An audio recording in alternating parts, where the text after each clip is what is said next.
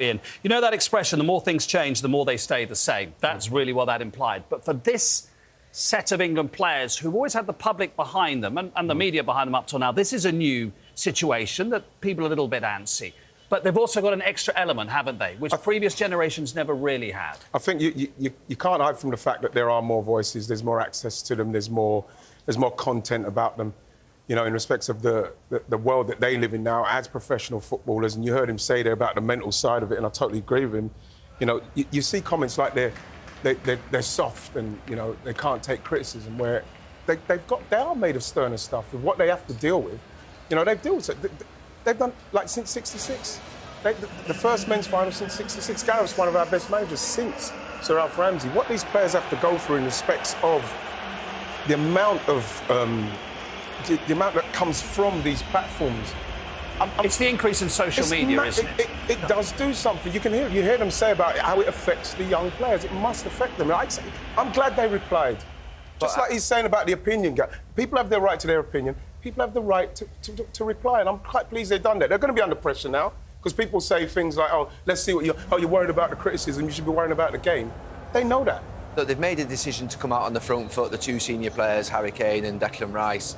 What I would say is about ex-England players, and we've seen a great thread there over 25 years of players that have played for England in the studios. We don't want to see them, like these lads, make the same mistakes that we made.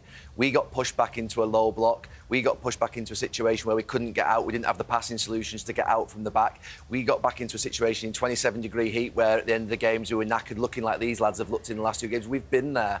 And what this group of players over the last 6 years have done really well is not get involved and dragged into the weeds.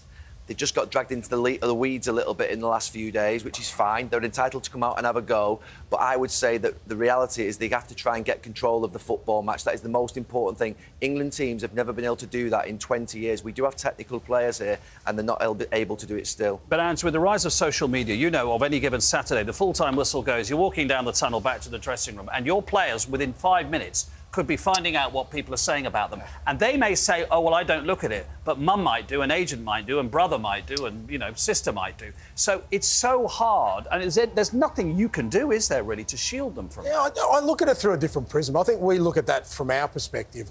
What I found, young people in position, they're a lot more mature about it than we think they are. I mean, we've seen 16-year-olds rip it up in this tournament, OK? So I don't think... Sometimes when you're in camp, particularly national team, you do feel under siege because all the information sort of incoming is through one or two sources, whereas your club football, you go out for a walk, somebody will see you, give you a bit of a cheer-up message or whatever, and you get a better perspective. I don't know if they're protecting the young players. Who are they protecting? They're not protecting Cole Palmer. He hasn't played yet. You know, they're not protecting Eze. They're not protecting some of the ones who... So I think it's more of them, as I said before, I'd rather they went out tonight, not prove people wrong, but just make a statement, play, you know. And what Declan said at the end there is perfect.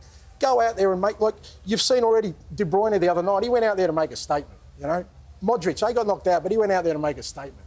That's what this platform's all about. And you've watched those interviews there, and you've seen England play for 20 years and the way in which you play football. What would you do? And I don't want to put you on the spot here, but with that current group of players that England have at their disposal, what would you be doing today? What would be the big message that you would send them out to? Well, as I said before, I think, you know, it's a free hit today where we go out there and make an impact. Make an impact in the tournament. You as an individual, how many Euros or major tournaments you're going to play in? Don't waste the game. Don't just think about getting a point and 2 points to finish top. Take this 95, 100 minutes to make yourself known. Phil Foden, to make yourself known on the world stage. We know you're an unbelievable footballer. But to do that, the whole team has to have that mindset. You know, they've got to go out there today and just take the game and control the game and try and score goals, be exciting. Roy, I'm thinking what French TV are doing right now. They've come second in their group. They haven't scored a goal from open play. I mean, I just think it's all going off. My point being that since mankind invented television, this has gone on. Doesn't matter what the sport is and what the country is, that former players have said things because they are now pundits and they're not cheerleaders. Yeah, and they've said things. I definitely think the modern player does seem to be a bit more delicate to criticism. I know there's more of it, as a social media particularly. But again, it's up to these players. I judge players by actions. And we know how quickly football changes. England get to put on a good performance and win tonight. Declan Rice is talking about show some love. Listen, come on, it's serious stuff as well. It's football stuff. People have made huge sacrifices to travel. You'll get the love back when you perform. We all played at a decent level, and when things are going great, people are patting you on the back. But the reality is, if you're not performing, you get criticised. No, nobody likes to be criticised, but it is part of your journey.